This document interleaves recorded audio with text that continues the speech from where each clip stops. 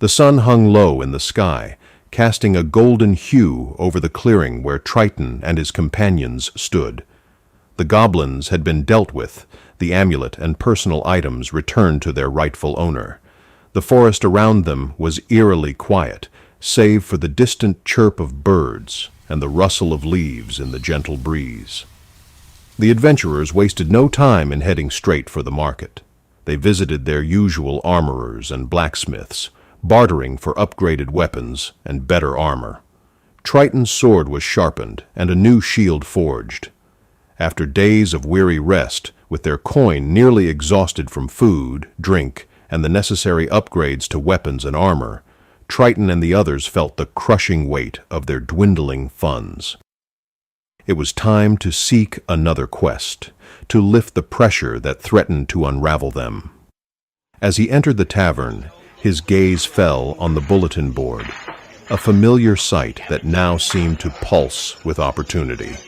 Amid the usual postings, one caught his eye, urgent and mysterious. It spoke of a rare item sought by a mage named Gavis, who resides in a solitary tower at the city's edge. Without hesitation, Tritan turned to his companions, sharing the details of the posting. They gathered around, the flicker of intrigue lighting their faces. After a brief exchange, they all agreed. It was worth investigating. The mage's tower was an imposing structure, its black stone weathered with age and etched with arcane runes.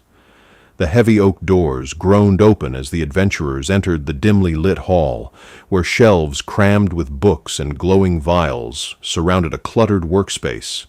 Seated behind a large, worn desk was Gavis, a mage whose reputation for eccentricity was rivaled only by his skill.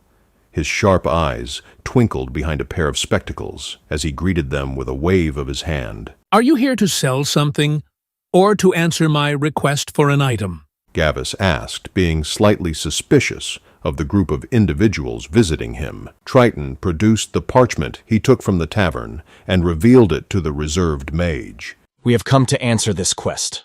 Mister?" "Gavis! Please, just call me Gavis."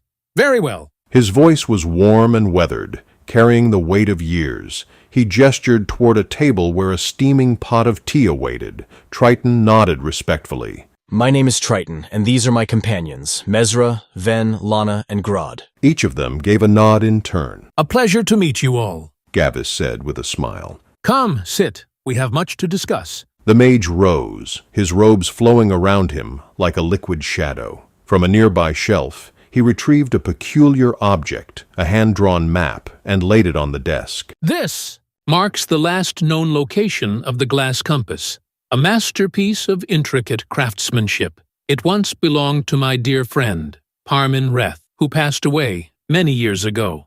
He created it to serve as a locator for the ancient archways, portals scattered across our lands. But after his death, the compass was stolen by thieves and has not been seen since." He began, tapping the map with a long, weathered finger. Ven leaned casually against a shelf, absent-mindedly twirling his whip. "Portals, you say?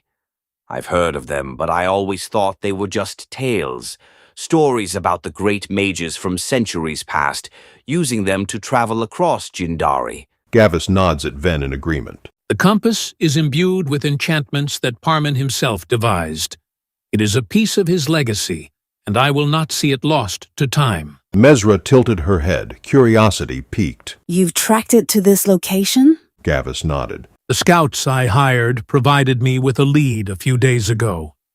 The thieves who originally took it sold it to a merchant caravan that vanished into the Skaros Badlands, specifically near an abandoned temple there." Grod grunted. "And the compensation for finding this said compass?" Gavis smiled. "I can only offer 15% up front and the rest upon your return." Lana crossed her arms, her sharp eyes fixed on the map. "And what's the catch? There's always a catch." "The Skaros Badlands are not for the faint of heart," Gavis admitted. "The terrain is harsh, and the ancient subterranean temple are rumored to be guarded by gnolls who prey on the unwary. But you all seem capable." Tritan glanced at his companions, gauging their reactions. Mesra looked thoughtful, Ven indifferent, Grodd impatient, and Lana calculating. All right, we'll take the job. Tritan said at last. Gavis offers a faint smile, his head nodding in gratitude. Splendid! He murmurs, but as his gaze shifts to Tritan, his smile vanishes, replaced by a grave expression. This quest is not one to be taken lightly, my son. Be wary. Unspeakable dangers lie in wait, shadows that could consume you if you're not careful. The adventurers gathered outside Omeris in a shaded grove along the gilded road, a rare respite from the city's hustle and bustle. The late afternoon sunlight filtered through the leaves, casting dappled patterns on the ground as they poured over Gavis's map. A small campfire crackled between them, its smoke curling lazily into the air. All right. Mesra began, her voice firm as she spread the map across a makeshift table of stacked rocks. We're talking cracked earth, jagged cliffs, and who knows what else crawling out of the shadows. Supplies are going to make or break us out there. Tritan leaned over the map, his gloved hand tracing the line that marked their intended path. We'll need enough water for at least a week. It's not just about surviving. It's about keeping our strength up if we run into trouble. Trouble? Grodd snorted as he sprawled back against a tree trunk, sharpening the edge of his axe. I'd call this whole job trouble. I swear, mages have a knack for losing things in the worst places. Why not misplace it in a cozy forest, huh? Nice shade. Maybe a creek to cool off in. You'd still find something to whine about. Lana quipped, sitting cross-legged and idly tossing a dagger in her hand. Ven chuckled as he leaned on his whip, a sly grin on his face. Come now, Grodd. Where's your sense of adventure? The Skaros Badlands aren't so bad. It's just a little sun, a little dust, and a whole lot of gnolls waiting to gnaw on us. Grodd shot him a glare, grumbling under his breath. Mesra shook her head, her lips twitching in a faint smile. Grodd, your ability to complain is truly unmatched. But Ven's correct about one thing. The gnolls. If Gavis is right, they're dug in deep, which means we'll need more than brute force to deal with them. Mesra's right. We'll need a strategy. Lana, you'll scout ahead when we reach the Badlands. Your eyes are sharper than any of ours. Got it. I'll make sure we don't stumble into an ambush. But don't expect me to fight alone if we do. Lana said, sliding her dagger into her boot. You won't. Tritan assured her while glancing over at Mesra. Your magic will keep them at bay if they get too close, right, Mez? Mesra smirked, her fingers flexing as a faint spark of flame danced between them. Let's just say they'll regret coming too close. Ven leaned in, his tone lighter. And if they're feeling chatty, I'll make sure they're too distracted to aim properly. Gnolls aren't exactly known for their wit. As the group bantered, Triton's gaze returned to the map. His expression turned serious. We also need to think about what happens after we find the compass. If the temple's as dangerous as Gavis says, the compass and the gnolls might not be the only thing we're up against. Mesra folded her arms, her brow furrowing. You think there's more than just traps and gnolls? Tritan hesitated before answering. It could be anything. Constructs, undead, even curses. We'll have to be ready for whatever challenges us. As the sun dipped below the horizon, casting the grove in twilight, Tritan stood and stretched. All right, let's finish gathering supplies in the morning and head out. The sooner we start, the sooner we can get this done. The group nodded in agreement, their earlier banter giving way to determination. The journey ahead would be grueling, but they had faced worse before, and they would face it again, together. The following morning dawned with a crisp coolness that promised to dissipate quickly under the harsh sun. After acquiring their necessary supplies back in town, Tritan and his companions finally assembled at the edge of the Skaros Badlands after a day's travel, where the soft greens of the gilded road gave way to cracked earth and jagged, rust-colored stone. The transition was jarring, like stepping from a pleasant dream into a waking nightmare.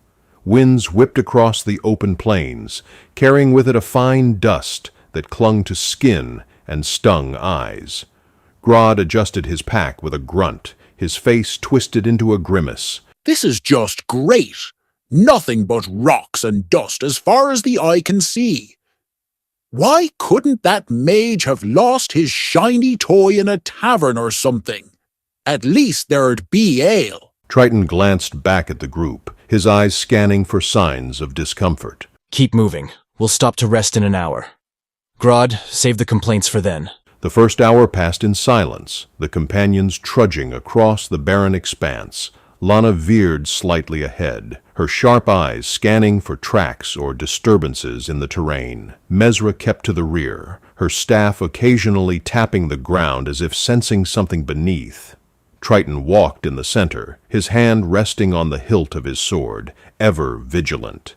The land seemed to stretch endlessly, with jagged rocks jutting out at odd angles and the occasional brittle bush struggling to cling to life. A vulture circled lazily overhead, its shadow gliding across the cracked ground. Do you think we'll run into anything before we reach the temple? Mesra asked, breaking the silence. Tritan shrugged without looking back. Hard to say. If the gnolls are organized enough to set up scouts, we might. As the sun climbed higher, the group paused in the meager shade of a craggy outcrop. Mesra distributed waterskins, while Tritan scanned the horizon. Lana crouched near the ground, her fingers brushing faint impressions in the dust. Tracks, heading northeast. Not fresh, but not old either. Could be gnolls, but it's hard to tell. Tritan joined her, studying the marks. Good work. We'll follow them. Everyone stay sharp. Lana led the way, the group falling back into formation. The tracks took them over uneven terrain, past jagged cliffs and narrow gullies where the shadows seemed to watch them. By late afternoon, the tracks led to a natural choke point between two high ridges. The wind funneled through the gap, carrying an ominous howl that set everyone on edge. Tritan held up a hand, signaling for the group to stop. Perfect spot for an ambush. Lana, scout ahead. Mesra, keep your magic ready. Lana nodded and slipped into the shadows, her movements as fluid as water. The rest of the group waited, weapons at the ready. Minutes stretched into eternity before Lana reappeared, her expression tense. No sign of scouts, but there are marks on the rocks.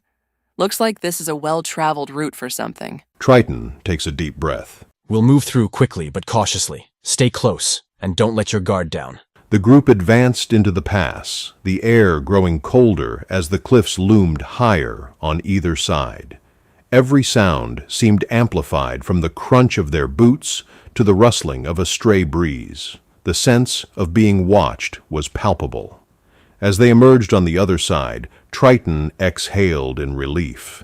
The terrain opened into a flat expanse, with the faint outline of a ruin in the distance.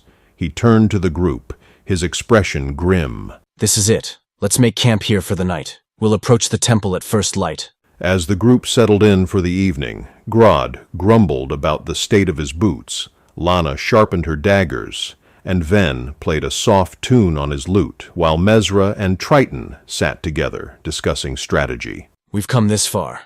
Tomorrow, we'll find out if this compass is worth the trouble. Tritan said, his voice low. Mesra glanced at the ruins in the distance, her eyes thoughtful. If it's not, Gavis will have a lot to answer for.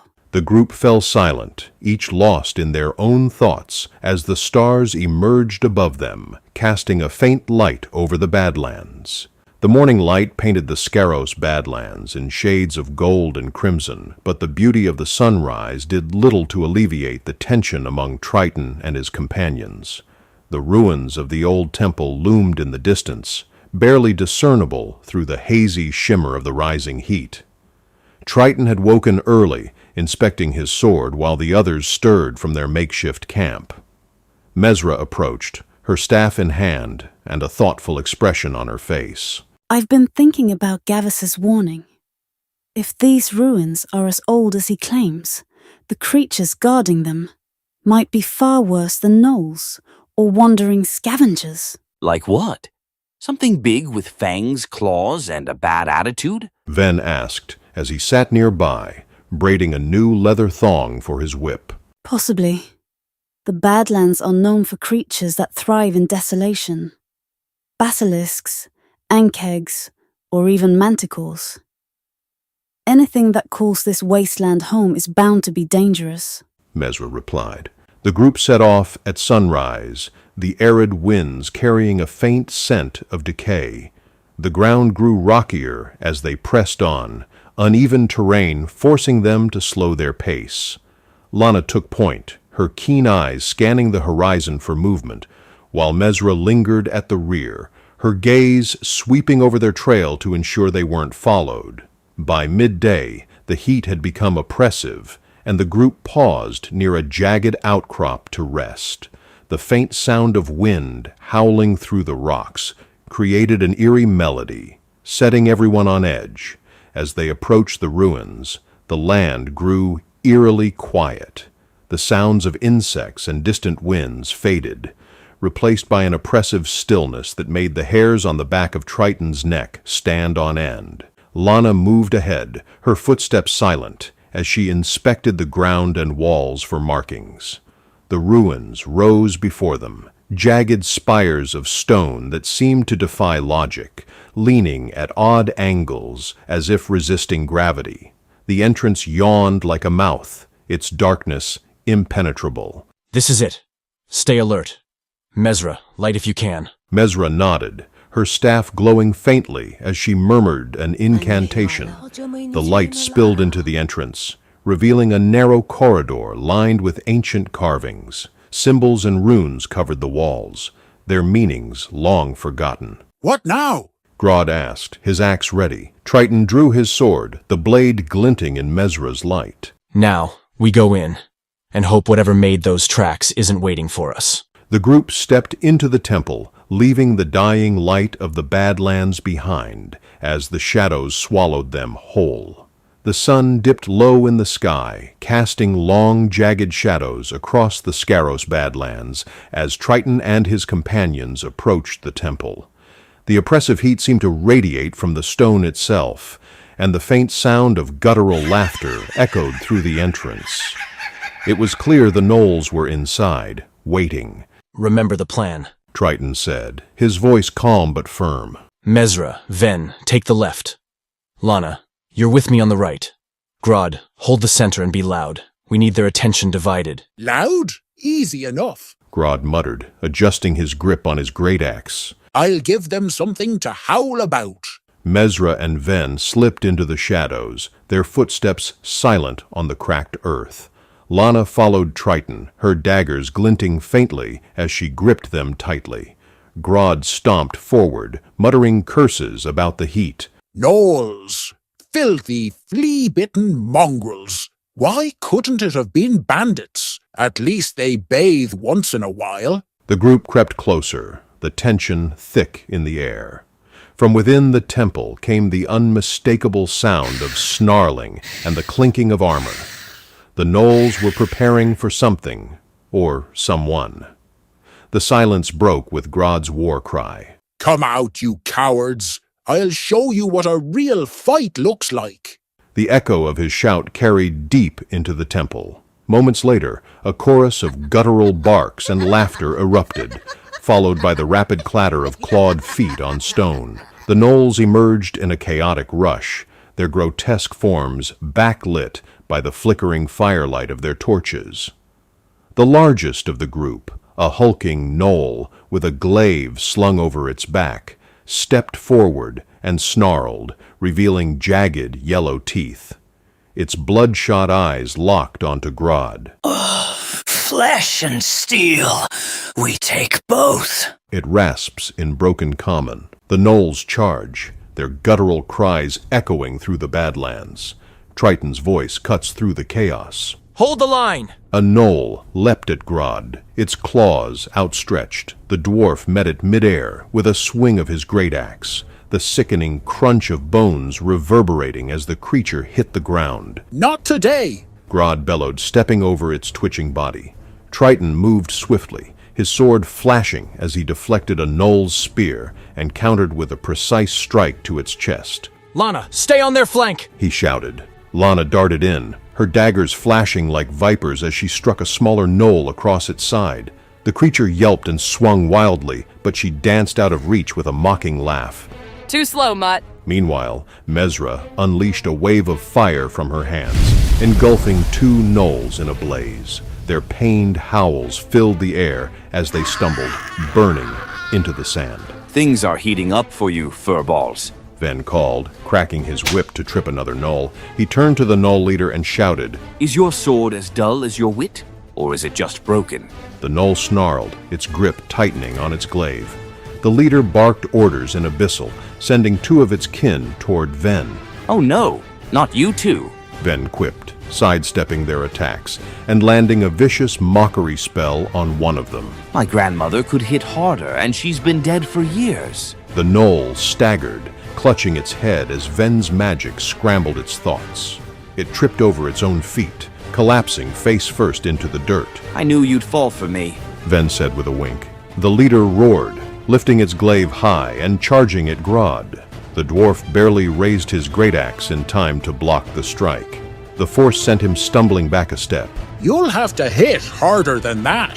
Grodd growled, spitting blood and returning a powerful swing that caught the gnoll leader in the side. It staggered but didn't fall. Tritan, a little help here. Grodd shouted. Tritan was locked in combat with two gnolls but spared a glance. Hold on. Lana, back him up. Lana darted toward the leader, her daggers aiming for its exposed flank. But the gnoll anticipated her, swinging its glaive in a wide arc that forced her to duck. Tricky little devil. She muttered, circling for another attack. Not tricky enough. Tritan said, finally dispatching one of his opponents and lunging to join the fray. His sword met the leader's glaive with a deafening clang, the two locked in a deadly contest of strength. Mesra shouted a warning as another gnoll charged from the temple.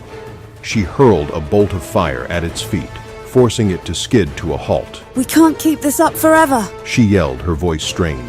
Ven lashed his whip around the leg of a gnoll, trying to flank Tritan. We don't have to. Take out the big one and the rest will scatter. Grodd roared, using Tritan's distraction to swing his hammer low. It struck the leader's knee with a sickening crunch, forcing the gnoll to drop to one leg. Tritan seized the moment, driving his sword through its chest. The leader's snarl turned to a gurgle as it collapsed in the dirt. The remaining gnolls hesitated, their confidence shattered without their leader. Mesra took advantage, hurling a final burst of flame that sent them fleeing into the temple's shadows. The battlefield fell silent, save for the labored breathing of the adventurers. Tritan wiped his blade clean on the leader's tattered cloak. Mesra leaned heavily on her staff, exhaustion etched into her features. We need to move. If there are more of them, they'll regroup. Ven knelt by one of the fallen gnolls, inspecting a crude necklace it wore. Worthless, just like them. Tritan's gaze fixed on the dark temple ahead. The compass is still inside. Let's finish this. The silence that followed the gnoll's defeat was oppressive, broken only by the heavy breaths of Tritan and his companions. The once pristine sand around the temple's entrance was now littered with gnoll corpses, their twisted forms a testament to the ferocity of the battle. The sun dipped lower, casting long shadows over the land. They approached the temple's entrance cautiously. The air grew cooler as they descended the stone steps, the oppressive heat of the Skaros Badlands giving way to a damp, musty chill. The walls were adorned with ancient carvings, faded and worn with age. They depicted scenes of a long-forgotten civilization, figures in ceremonial garb holding artifacts aloft, their faces obscured by time. Looks like this place had its glory days centuries ago, Mesra observed, running her fingers along one of the carvings. Whoever built this wasn't messing around. These symbols, they're tied to wards. Traps, probably. Lana stepped ahead, scanning the floor and walls. I'll handle it. Just stay close. The group followed her as she examined the stone floor for pressure plates and the walls for hidden mechanisms. Occasionally, she pointed out a subtle indentation or a frayed tripwire, deftly disabling each one. The temple opened into a vast chamber, its ceiling supported by towering stone pillars. At the center was a pedestal bathed in an eerie green light. Upon it rested the glass compass, its surface shimmering like liquid crystal. There it is, Mesra said, her voice low. but it's never that easy. No kidding. I have a bad feeling about this. As they stepped closer, the ground beneath them began to tremble. A guttural growl echoed through the chamber, and from the darkness emerged a hulking beast, a gnoll, but larger and more grotesque than any they'd seen before. Its eyes glowed with malevolent energy, and it carried a massive spiked flail that it dragged along the ground. Get ready! Tritan commanded, drawing his sword. The gnoll beast roared and charged. Tritan met its assault head on, his blade clashing against the flail with a deafening clang. Lana darted to the side, her daggers slicing at the beast's flank, while Grodd let out a war cry and swung his great axe with all his might. The blow connected, but the gnoll barely flinched, its focus remaining on Tritan. Mezra, we could use some firepower. Working on it! She replied, her hands glowing with arcane energy. She unleashed a barrage of firebolts, each one striking the gnoll and searing its flesh. It howled in rage, swinging its flail wildly and forcing the group to scatter. Ven cracked his whip at the creature's legs, trying to trip it. You couldn't hit the ground if you fell. Ven taunted, though his attempt only earned him a near miss from the flail. The fight was brutal. The gnoll's strength was overwhelming, and its strikes left the group battered and bloodied. Tritan's shield was dented, and Grodd's armor bore fresh gouges. But with each coordinated attack, Lana's precision strikes, Mezra's spells, Grodd's crushing blows, they wore the beast down. Finally, Tritan delivered the killing strike, driving his blade deep into the gnoll's chest. It let out a final guttural growl before collapsing in a heap. The chamber fell silent once more, save for the adventurer's labored breathing. Looks like the only thing colossal about you, my dear friend, was your failure, Ven said, leaning against a pillar staring at the gnoll's corpse. Lana carefully approached the pedestal, her eyes scanning the area for traps. It looks clear, She said finally, reaching for the compass. The moment her fingers touched it, the green light faded, and the room seemed to exhale as though the temple itself had been holding its breath. Let's get out of here, before anything else decides to show up, Tritan said, sheathing his sword. The group emerged into the fading daylight, weary but victorious. The glass compass was secure, and the Skaros Badlands, though harsh and unforgiving, had not claimed them. We did it! Mezra said, her voice tinged with relief. Let's just hope Gavis appreciates what we went through to get this thing, Tritan replied, casting a wary glance at the horizon. I'll appreciate it more after a stiff drink and a hot meal, Grodd said while nursing his wounds. and to finally rest at a tavern and be in the company of beautiful women, as well as splurging our coin in a game of chance. Ah, yes. They began their trek back to Omeris, each step bringing them closer to the promise of rest. The sun was low on the horizon when the group returned to Omeris, painting the skies with hues of orange and gold. The city's gates were a welcome sight after much time spent in the harsh, unyielding Skaros Badlands. Dirt and sweat clung to them like old memories, but the sense of accomplishment buoyed their spirits. Their first stop was the mage's tower, where Gavis awaited their return. The mage stood by the window, his silhouette framed by the waning sunlight. He turned as the door creaked open, his eyes lighting up with hope. Tritan stepped forward, holding the glass compass aloft. The artifact gleamed faintly, its crystalline surface reflecting the warm light of the room. as promised, He said, placing it gently on the table before Gavis. The old mage's hands trembled as he reached for it, his touch reverent. By the stars, you found it! After all these years. He said with awe and wonder, tracing the compass's intricate etchings. It wasn't easy. The gnoll guarding it didn't part with it willingly, and the temple was as dangerous as you warned. Gavis's gaze flicked to her, filled with gratitude. And yet you prevailed. You've done something truly remarkable. Remarkable is one word for it. Nearly got skewered 12 times for that shiny thing. He gestured toward the compass, but then softened. Still, I guess it was worth it. It's now in your possession, sir. Gavis's expression shifted, a flicker of sadness crossing his features. It is more than that. It's a symbol of my friend's life's work, a reminder of what he stood for. With it, I can preserve his legacy for generations to come.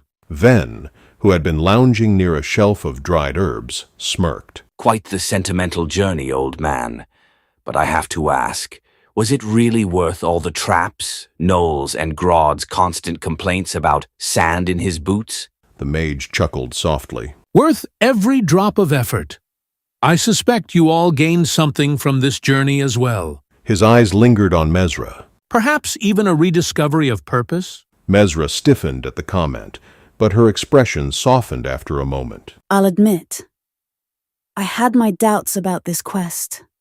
But seeing this compass and what it means to you, it reminded me why I became an adventurer in the first place. Tritan glanced at her, his brows raised. Care to share? Mesra sighed, her gaze dropping to the floor. When I was younger, I wanted to make a difference.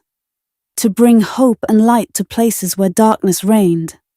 Somewhere along the way, I got caught up in the grind of coin and survival. This quest, it felt like something greater. Like it mattered. There was a beat of silence, heavy with unspoken thoughts, until Lana broke it with a grin. Guess you're not as heartless as you seem, Mez. Don't push your luck, thief. Mesra shot back, but her smirk betrayed her jest. Gavis clapped his hands together, drawing their attention. Now for your reward. He moved to a small chest tucked under a table, producing a pouch filled with glittering gold coins. He handed it to Tritan. As agreed, 15% up front, 85% now. Tritan accepted it with a nod. Your trust in us wasn't misplaced. The group began dividing the gold, each member pocketing their share. Grod's eyes sparkled as he counted his coins. Finally, a proper payout. Maybe I'll get myself a pair of boots that don't murder my feet. Outside the tower, the group lingered for a moment, the cool evening air a balm after their days in the scorching Badlands. Tritan looked around at his companions, a rare smile on his face. We did good. Lana stretched, her daggers glinting in the fading light. Yeah, we did. But next time, let's aim for something a little less dusty, huh? Lana smirks at the group, tucking away another small pouch of coins she had swiped from the mage's chest before departing the tower. The group shared a laugh, the tension and fatigue of their journey melting away. As they headed back into the city, the bonds between them felt stronger, forged in the fires of shared trials and victories. The glass compass was just another artifact, but the journey to recover it had reminded each of them that some things were worth more than gold. They were worth the stories they created together.